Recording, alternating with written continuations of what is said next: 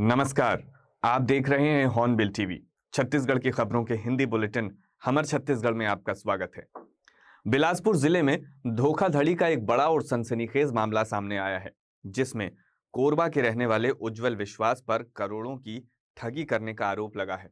बताया जा रहा है कि आरोपी ने बिलासपुर सहित कई जिलों में बिजली उपकरण, इलेक्ट्रॉनिक सामान और कई व्यापारिक सामग्री खरीदने के बहाने व्यापारियों को नकद भुगतान से बचते हुए चेक देकर करीब 50 लाख रुपए से अधिक की ठगी को अंजाम दिया है। मामले के सामने आने के बाद बड़ी संख्या में व्यापारी सिविल लाइन थाना पहुंचे और आरोपी की शिकायत दर्ज कराई।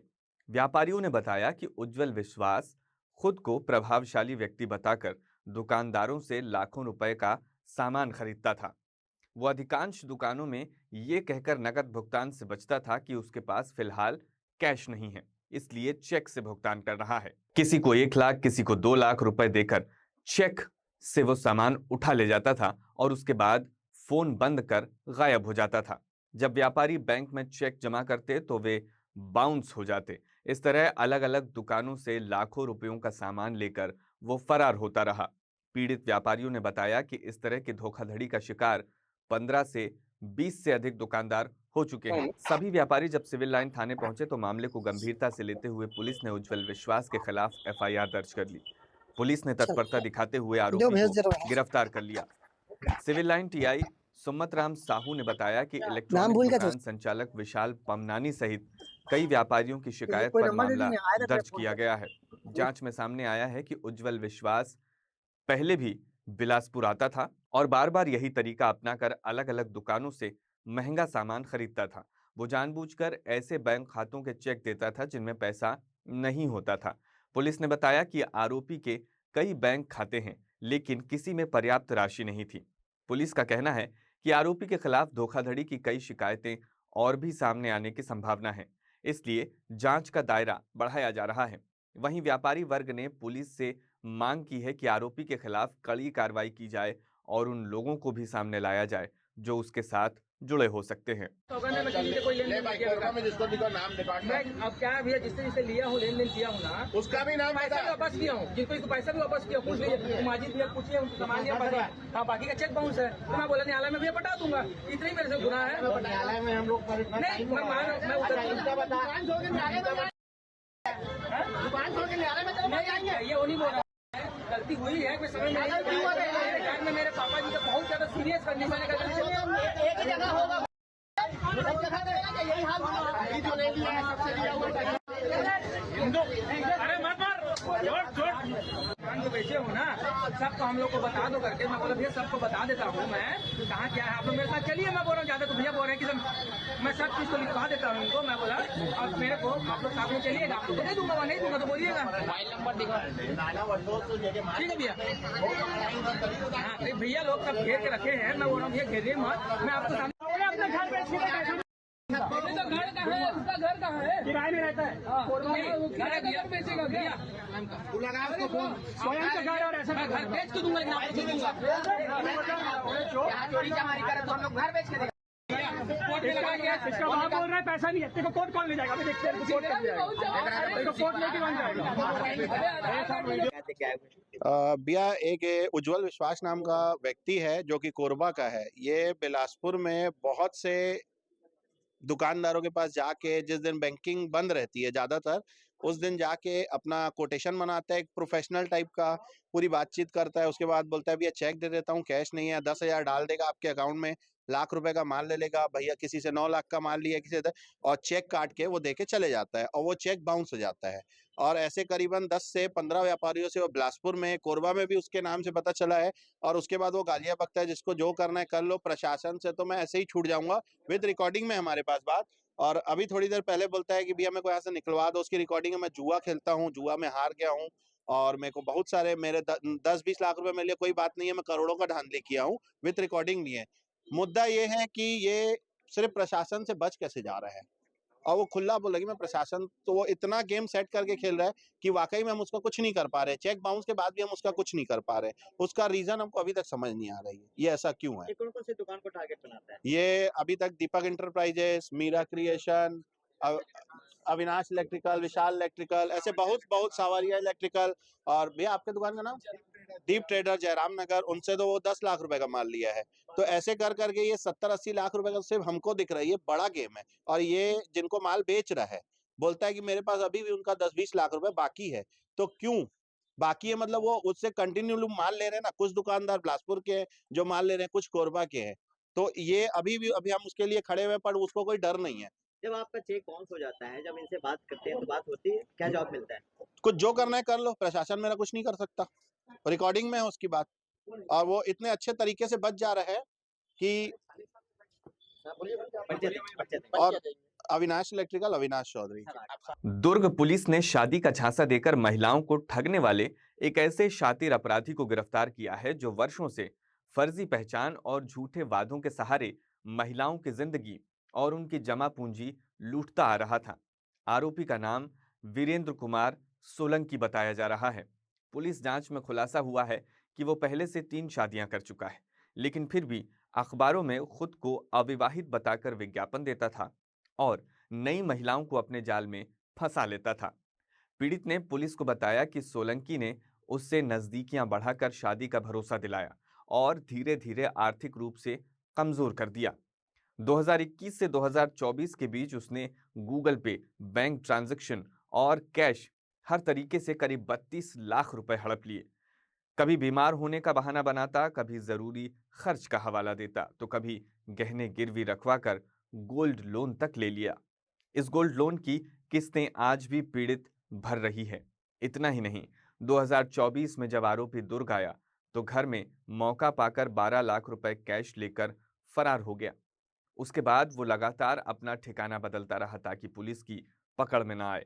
पीड़ित की शिकायत पर मोहन नगर पुलिस ने जांच शुरू की और तकनीकी सर्विलांस के माध्यम से उसकी लोकेशन ट्रेस की गई। काफी दिनों की मेहनत के बाद पुलिस को पता चला कि आरोपी गुजरात के भुज में छुपा हुआ है। इसके बाद मोहन नगर थाना प्रभारी की टीम ने दबिश देकर आरोपी को वहां से गिरफ्तार कर लिया। पूछताछ में उसने कई चौंकाने वाले खुलासे किए हैं। उसने माना कि 3 शादी होने के बावजूद वो महिलाओं को ये कहकर फंसाता था कि उसकी कोई पत्नी नहीं है। वो अखबारों में विज्ञापन देकर संपन्न अविवाहित पुरुष के रूप में खुद को पेश करता और भावनात्मक रूप से कमजोर महिलाओं को निशाना बनाता था। पुलिस ने आरोपी को न्यायिक अभिरक्षा में भेज दिया है। मोहन नगर पुलिस का कहना है कि जांच का दायरा बढ़ाया जा रहा है क्योंकि आशंका है कि सोलंकी के इस फर्जी शादी और ठगी गैंग की शिकार कई और महिलाएं भी सामने आ सकती हैं। पुलिस उन सभी संभावित पीड़ितों से अपील कर रही है कि वे सामने आकर शिकायत दर्ज कराएं ताकि पूरे नेटवर्क का पर्दाफाश हो सके। ये दुर्ग में लुटेरा दूल्हा पकड़ा है, क्या पूरा मामला है, कितने की ठगी की है? थाना मोहन नगर में प्रार्थिया के द्वारा रिपोर्ट दर्ज कराई गई है कि वीरेंद्र कुमार सोलंकी नामक व्यक्ति से प्रार्थिया की पहचान मैट्रिमोनियल साइट के माध्यम से हुई और दोनों के बीच पहचान बढ़ जाने के बाद फिर परिवार वालों की मर्जी से दोनों की शादी हो गई। शादी के पहले प्रार्थिया को आरोपी ने ये नहीं बताया था कि वह पूर्व से शादीशुदा है और उससे पहले कई शादियां कर चुका है। शादी के बाद उसने अपनी आवश्यकता है मुझे कह करके प्रार्थिया से पैसे लिए और 2021 से 2024 तक कुल 32 लाख रुपए प्रार्थिया से कैश, गोल्ड लोन और ऑनलाइन माध्यम से उसने प्राप्त कर लिए। जब प्रार्थिया को ये बात समझ में आई कि उसके साथ संबंधित जो आरोपी है उसने ठगी की है और झूठ बोल करके उससे शादी की है और प्रताड़ित किया है उसे, तो उसके बाद थाने में प्रार्थिया के द्वारा रिपोर्ट दर्ज कराई गई। प्रकरण में थाना मोहन नगर में धारा 85 BNS और 318(4) के तहत प्रकरण पंजीबद्ध किया गया है और आरोपी को गिरफ्तार कर न्यायिक रिमांड पर भेजा गया है। अभी कुछ बात सामने आई है, कितने लोगों से इसने ठगी की है? नहीं, अभी पूछताछ और विवेचना जारी है। प्रार्थिया की जो रिपोर्ट थी उस पर से अभी हमने रिपोर्ट दर्ज की गई है और पूर्व में जो उसकी शादियां हुई थी उसके संबंध में अभी जांच जारी है। बिलासपुर के सरकंडा थाना क्षेत्र स्थित मार्क हॉस्पिटल में एक गंभीर विवाद सामने आया है। कोरबा की रहने वाली स्वाति राजपूत के परिजनों ने अस्पताल प्रबंधन और डॉक्टरों पर भारी लापरवाही के आरोप लगाए हैं। परिजनों का कहना है कि पथरी के इलाज के दौरान किए गए ऑपरेशन में इतनी गंभीर त्रुटि की गई कि मरीज की जान पर बनाई। जानकारी के अनुसार लगभग 1 माह पहले स्वाति राजपूत को पथरी की समस्या बढ़ने पर कोरबा से बिलासपुर रेफर किया गया था। रेफर होने के बाद उन्होंने सरकंडा स्थित मार्क हॉस्पिटल में भर्ती किया गया, जहां डॉक्टरों ने पथरी निकालने की प्रक्रिया के दौरान उनके अंदर स्टेंट डाला था। परिजनों का कहना है कि ऑपरेशन के बाद स्वाति को घर भेज दिया गया, लेकिन घर पहुंचते ही उन्हें तेज दर्द, असहजता लगातार बढ़ती रही और तकलीफ होने लगी। इन हालातों से परेशान परिजन 1 महीने बाद स्वाति को दोबारा मार्क हॉस्पिटल लेकर पहुंचे। यहां डॉक्टरों ने परिजनों को हैरान करने वाला जवाब दिया। डॉक्टरों का कहना था कि ऑपरेशन के दौरान डाला गया स्टेंट अब मिल नहीं रहा है, यानी मरीज के शरीर में डाला गया महत्वपूर्ण मेडिकल उपकरण न तो रिपोर्ट में दिख रहा है और न ही उसकी लोकेशन का कोई पता चल रहा है। डॉक्टरों ने आगे इलाज करने से इनकार करते हुए परिजनों को किसी अन्य अस्पताल में जाने की सलाह दे दी। इस जवाब से आक्रोशित परिजनों ने अस्पताल परिसर में जमकर विरोध किया। उनका कहना है कि इलाज के नाम पर बड़ी लापरवाही बरती गई है। परिजनों ने यह भी कहा है कि स्टेंट निकालने की कोशिश में डॉक्टरों ने मरीज के टांके दोबारा खोल दिए, जिससे स्वाति को और ज्यादा दर्द और खतरा बढ़ गया। इसके बावजूद अस्पताल प्रबंधन अपना पल्ला झाड़ रहा है और जिम्मेदारी लेने से बच रहा है। परिजन लगातार सवाल उठा रहे हैं कि आखिर वो स्टेंट गया कहां, वो गायब कैसे हो गया, जिसकी वजह से मरीज को आज दर्दनाक स्थिति का सामना करना पड़ रहा है। क्या ऑपरेशन सही तरीके से हुआ था या किसी प्रकार की गंभीर गलती को छिपाया जा रहा है? पिछले महीने की 10 तारीख को हम अपने बच्चे को यहाँ लेके आए थे, जिसे ये बोला गया था कि अंदर में स्टड डालेंगे। वो एक प्रकार का आर्टिफिशियल वेंस होता है जिससे बाइल निकले। फिर बच्ची को बोले कि बाइल में से उसमें ब्लॉक हो रहा है, तो उसके टाँका को खोल दिया गया क्योंकि लंग्स में वो चढ़ रहा था, लंग्स में इन्फेक्शन कर रहा था। वो नहीं बताया, हम अपनी तरफ से और दूसरे डॉक्टर से कंसल्ट करके आए तो पता तो बोले ठीक है, हम एंटीबायोटिक देके लीवर में लंग्स में जो आ रहा है वो सबको सुखा देंगे। उसके बाद ये है कि अब 10 तारीख को 1 महीने बाद जब बुलाए थे फिर आए हैं तो बोल रहा है कि हमसे नहीं मिलेगा बैटरी, वो दिख ही नहीं रही है जो वेंस हम डाले थे। अब बोल रहे नहीं दिख रही, अब हमारी जवाबदारी है। हमारी जवाबदारी थी सिर्फ डालना, अब आप देख लीजिए क्या करना है आपको। डॉक्टर इस बात को बोल के हाथ खड़े कर दिए हैं। अब कैसे करेंगे आप आपके बच्चे को परेशान? नहीं, हमको इनकी चाहिए जो मानन जो बच्ची को हुआ है, कहीं क्योंकि हम बाहर जाएंगे ले जाएंगे उनमें भी खर्चा आएगा। आज भी 5,000 जो जमा कराए हैं उसका भी रिफंड नहीं आया है, प्रोसेस भी नहीं हुआ, लेकिन जमा है पैसा आज भी। पे आपका ये कहना है कि आप इलाज में लापरवाही? हाँ, इलाज में बहुत बड़ी लापरवाही है। वो बच्ची की सेहत देखिए ना सर। तो शिकायत कहीं करेंगे? बिल्कुल करेंगे। आपका नाम? स्वाति परमार। बताएंगे क्या कुछ आरोप लगा? जी, आरोप नहीं लगा रहे हैं, जो हकीकत है वही बता रहे हैं। ये लड़की को लेके आए थे कोरबा से, वहाँ के डॉक्टर ने रिफ़र किया, बोला कि बिलासपुर ले जाओ, ऐसे ऐसे बात है, इसकी पथरी है 10 mm की, 13 mm की पथरी, सॉरी। तो इसको यहाँ लेके आए हम, ठीक है। उसके बाद यहाँ ट्रीटमेंट शुरू हुआ, ऑपरेट हुआ, मोल भाव हुआ, जैसे होता है 50,000 लगेगा ऐसा ऐसा करने का। वो हम बोले ठीक है ना, लड़की तो अच्छा होना चाहिए। उसके बाद ऑपरेट हुआ, 3-4 दिन बाद इसकी छुट्टी हुई। 3-4 दिन के बाद फिर 3 दिन बाद हम लेके आए। इसकी लेट छुट्टी हुई, पता नहीं क्यों हुई, बाकी लोगों की जल्दी हो गई थी, 2 दिन में हो जाती शायद, इसकी 4 दिन बाद हुई। उसके बाद हम उसको ले गए घर, 2 दिन बाद हम घर से वापस लेके आए। इसका पट्टी कराना था, पट्टी कराने आए, पट्टी हुई। उसके बाद से जो जो वाइल रहता है ना पाइप की जगह, वाइल मतलब पीलिया है ना, जो रहता है ना, वो पाइप से ना गिर के आजू बाजू से गिरने लगा और लंग्स में चला गया। लंग्स में गया तो उसके बाद वो सांस लेने में इसको दिक्कत हुई। हम लोग डर गए कि फिर ना टाँका जो था ना उससे फाड़ के भी वाइल निकलने लगा।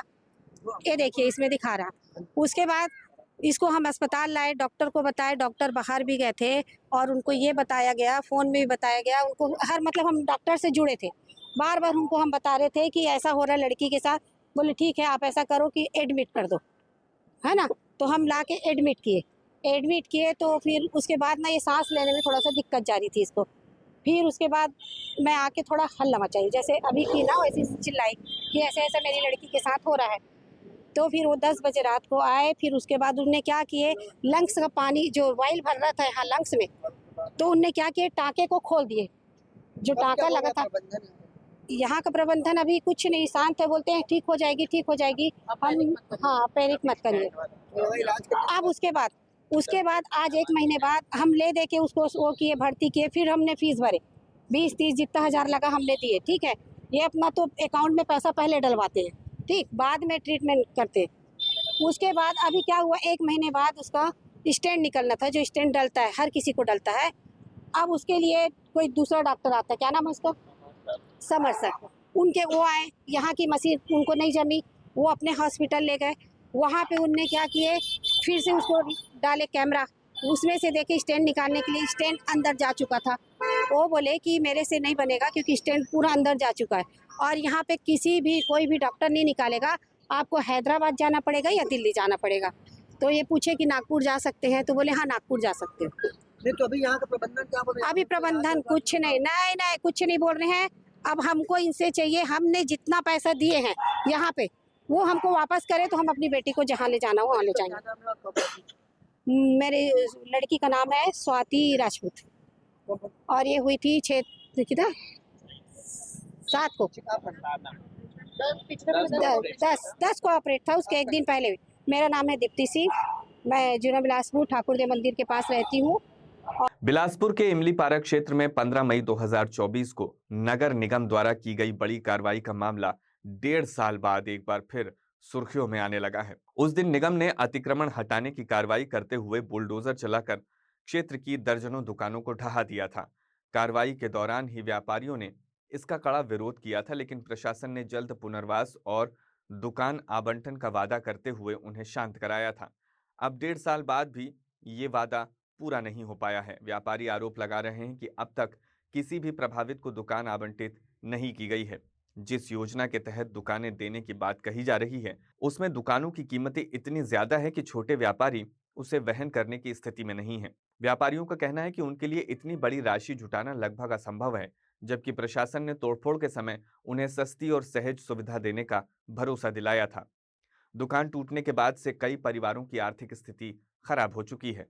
व्यापारियों का कहना है कि उनके परिवारों की आय बंद हो गई है, घर चलाना मुश्किल हो गया है और बच्चों की पढ़ाई तक गंभीर रूप से प्रभावित हुई है।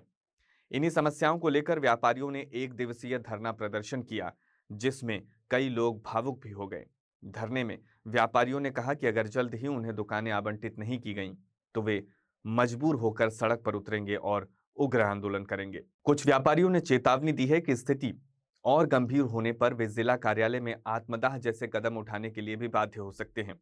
व्यापारियों का कहना है कि उन्होंने नगर निगम से कई बार आवेदन किया, लेकिन हर बार केवल आश्वासन ही मिला। अब वे प्रशासन से ठोस निर्णय की प्रतीक्षा कर रहे हैं। उनकी मांग है कि उन्हें सस्ती दुकानें तुरंत आवंटित की जाएं ताकि उनकी आजीविका फिर से पटरी पर आ सके। क्या मांग है? इमली पारा पुराना बस स्टैंड व्यापारी संघ के जितने भी समस्त दुकानदारों को आज लगभग 1.5 वर्ष हो गए हैं, तोड़ा गया था सभी दुकानों को। आज हमारी मांगे इस धरना प्रदर्शन के माध्यम से सिर्फ यही है कि हमारी जो दुकानें जो तोड़ी गई थी, हमें दुकान के बदले दुकान चाहिए। हमारी डिमांड कुछ ऐसी नहीं है कि हम इमली के बदले आम मांग रहे हैं, हम सिर्फ दुकान के बदले अपनी दुकानें चाहते हैं। और जो वाजिब किराया है, जो वाजिब जो प्रक्रिया है, जो औपचारिक जो भी प्रक्रियाएं हैं, हम उसे पूर्ण करने के लिए पूरी तरह से रेडी हैं, तैयार हैं। और हम सभी व्यापारी एकजुट हैं, एक साथ हैं। हम किसी चीज़ का कोई विरोध नहीं करना चाहते। जो भी निगम का कॉम्प्लेक्स बनकर तैयार हुआ है, ये बिल्कुल हम इसके साथ में हैं। लेकिन जो टेंडर की प्रक्रिया जो शुरू की गई और दूसरों को दुकान देने के लिए जो प्राथमिकता दी जा रही है, तो यानी कि ये इसमें व्यापार किया जा रहा है। तो इसमें व्यापार ना किया जाए, पहले हम सभी दुकानदारों को हमारी दुकानें दी जाए, एक दुकानें जो हैं। इसके पश्चात जो भी दुकानें बचती, चाहे वो टेंडर करें, चाहे वो नीलामी करें, चाहे वो किसी को भी दें, उससे हमको कोई मतलब नहीं है। लेकिन हम लोग यहाँ पर करीब 84 दुकानदार हैं और सभी की एक दुकानें, कम से कम किसी की 2 दुकानें थी, किसी की 3 दुकानें थी। लेकिन अभी मानवता को मद्देनजर रखते हुए सभी दुकानदारों को कम से कम एक दुकानें मुहैया करानी चाहिए, एक दुकानें दी जानी चाहिए। और जो भी किराया, मान लीजिए हम किराए में, अगर जो भी किराया वो लेते थे, अगर हमसे वार्षिक जो किराया है लगभग 5 से 6 हज़ार रुपये सफाई करके मिलाकर हमको लगता था, अगर किराया अभी 10 गुना भी बढ़ाया जाए तो 6 हज़ार रुपये 7 हज़ार रुपये होता है। इस प्राइस पे हम किराया देने को तैयार हैं और हम इसमें पोजीशन लेने को तैयार हैं। हमारी रिक्वेस्ट यही है कि हमें प्राथमिकता दी जाए और इसी वाजिब किराए के साथ हम समस्त दुकानदारों को नीचे ग्राउंड फ्लोर पर पोजीशन दिया जाए, ताकि हम अपना व्यापार सुचारू ढंग से चला सकें। क्योंकि हम 2 साल से बेरोजगार हैं, हमारी परिवार का जीवन यापन अभी तो 1 दिवसीय है, लेकिन हम आगे भी इसको एक्सटेंड करेंगे, इसको आगे भी हम बढ़ा सकते हैं। और जब तक हमारी मांगे पूरी नहीं होंगी, तब तक हम उग्र आंदोलन भी इसमें कर सकते हैं, उग्र आंदोलन करेंगे और जो भी करना पड़ेगा उचित हम इसके लिए करेंगे, क्योंकि हमारे पास अब कोई विकल्प नहीं बचा है। उस कहते हैं कि something is better than nothing, तो कुछ नहीं से कुछ अच्छा, हमारे पास कुछ नहीं है तो हम सब कुछ करने को तैयार हैं। हमारे राजेश गुप्ता। हमसे जो टकराएगा ये बताइए, दिल्ली, बम्बई, कलकत्ता, अहमदाबाद, हैदराबाद, बेंगलोर, कहीं भी अगर नगर निगम के कोई कॉम्प्लेक्स बना है, कोई कैंपस ना हरासमेंट किया गया इन 5 सालों में कि हम बता नहीं सकते।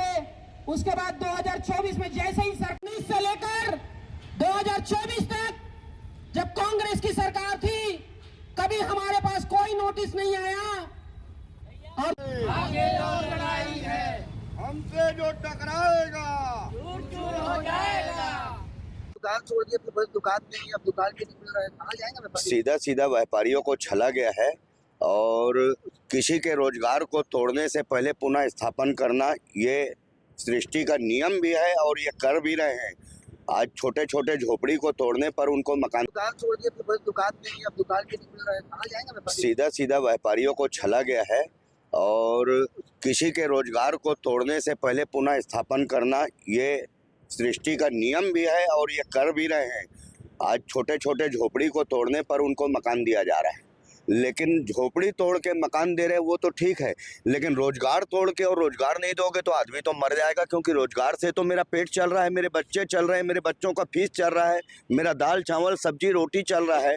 हम लोग इस दुकानों के बल पे सब कर्जेदार हैं, सबने इस व्यापार के बल पे कर्जा लेकर रखा था, आज कर्जे में डूब रहे हैं, लेकिन शासन को किसी पर कोई निगाह नहीं जा रही है।